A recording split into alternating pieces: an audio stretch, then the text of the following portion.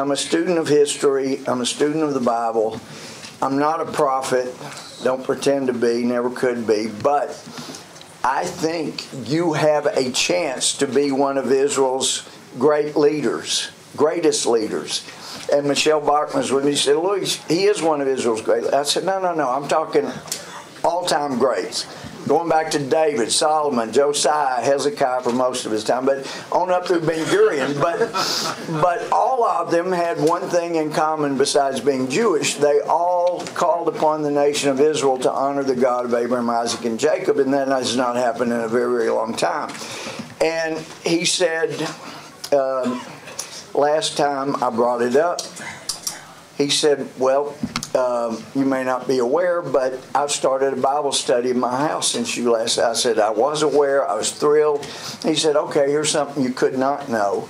My favorite hour every week is when my son comes over and we read Scripture and we talk about my favorite hour of the week. Well, the first time I brought it up, he said, that reminds me of that story about Ben-Gurion after he fought his way back up to Jerusalem. And he was challenged, what is your voucher for claiming this land?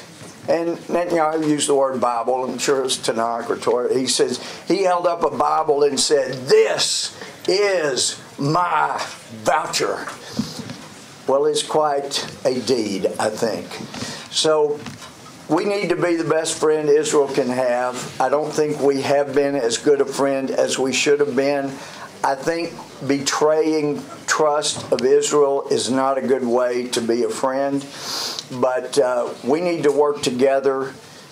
We have a democracy, a democratic republic in the middle of the Middle East, in the middle of countries that would like to see Israel gone.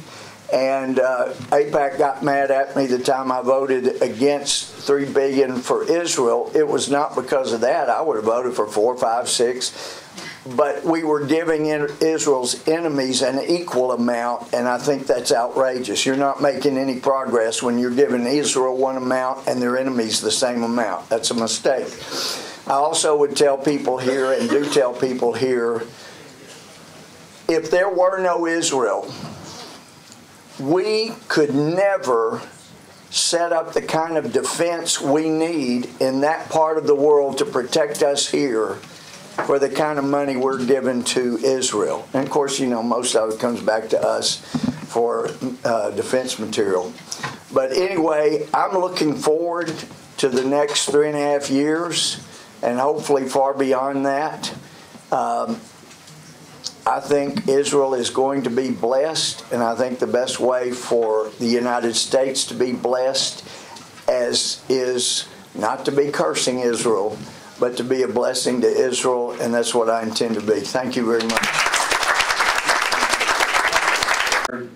If you think the solution in Israel is 2 states out of the promised land, your faith and your God is much too small.